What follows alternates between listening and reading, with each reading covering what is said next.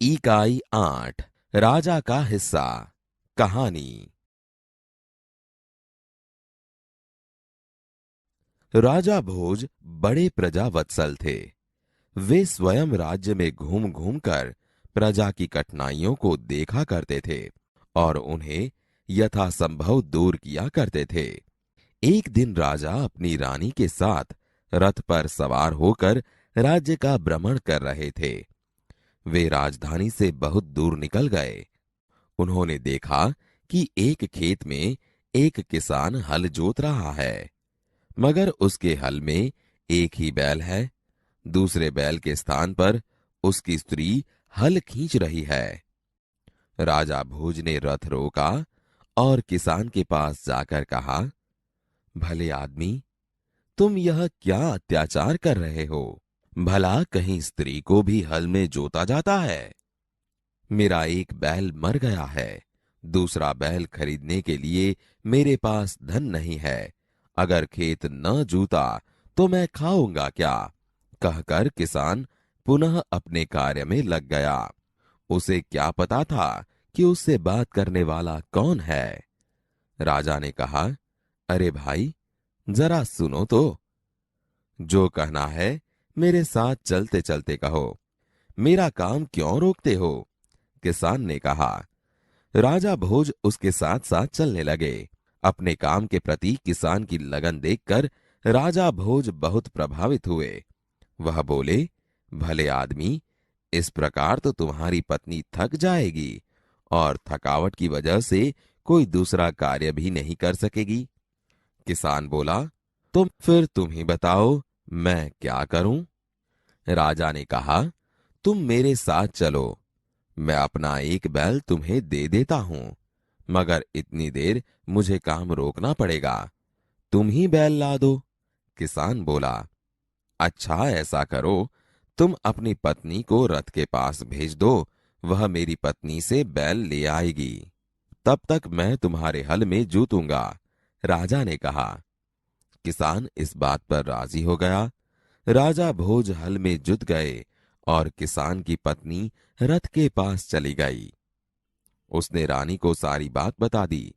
रानी ने पूरी बात सुनकर कहा, तुम्हारा बैल तो कमजोर होगा। वह हमारे बैल का साथ नहीं दे सकेगा। इसलिए तुम दोनों ही बैल ले जाओ। किसान की पत्नी दोनों बैल लेकर खेत पर पहुंची। किसान बहुत प्रसन्न हुआ। राजा भोज ने कहा, अगर कभी कोई दिक्कत हो तो मेरे पास आना। कहकर राजा भोज ने उसे अपना परिचय दिया तो किसान बहुत शर्मिंदा हुआ। उसने राजा से बार बार क्षमा मांगी। राजा प्रसन्न होकर वापस चल दिए। उस बार उस किसान के खेत में बहुत अच्छी फसल हुई।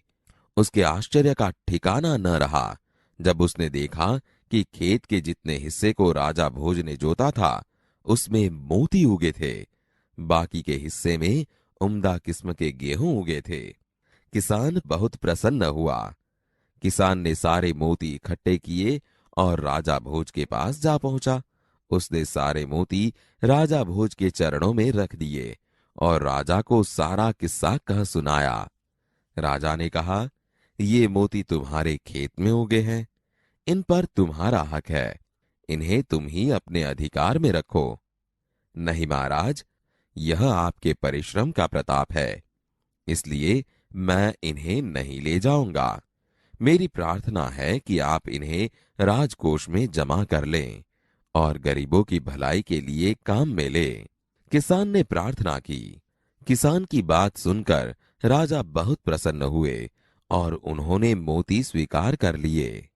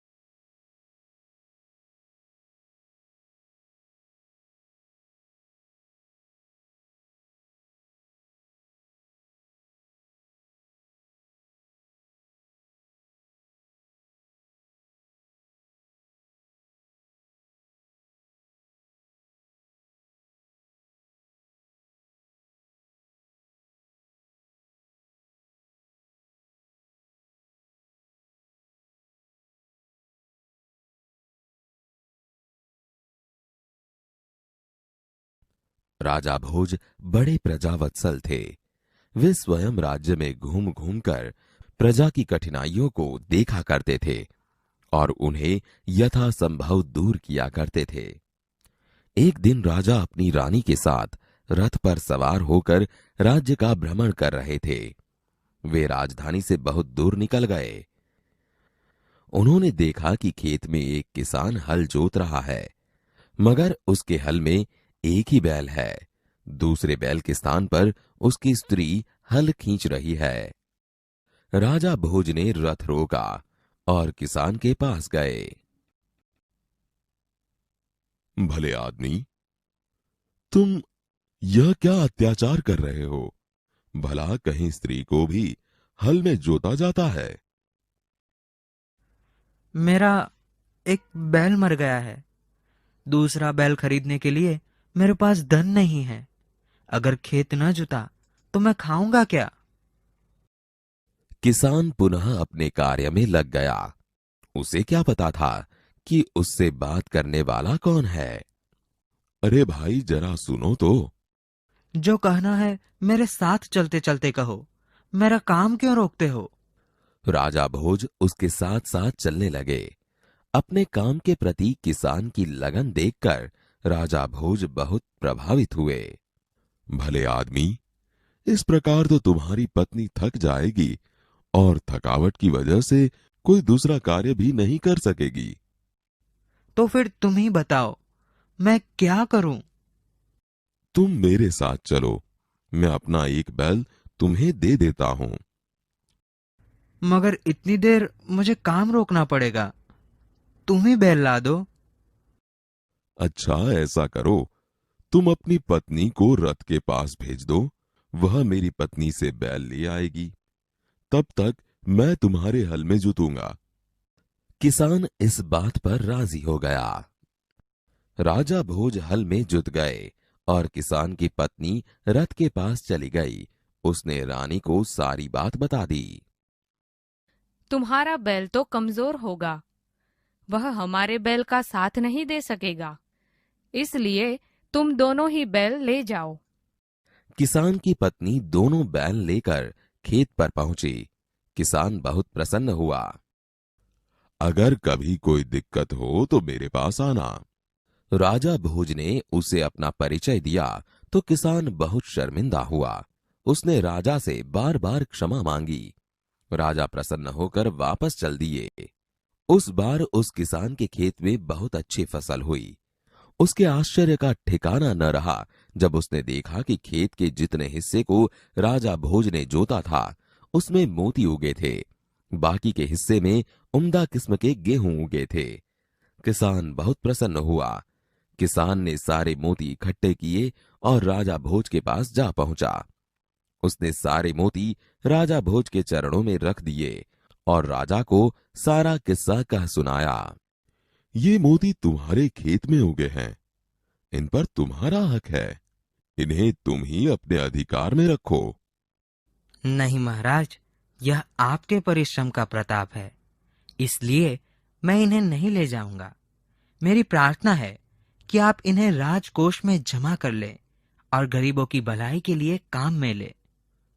किसान की बात सुनकर राजा बहुत प्रसन्न हुए और उन्होंने मोती स्वीकार कर लिए।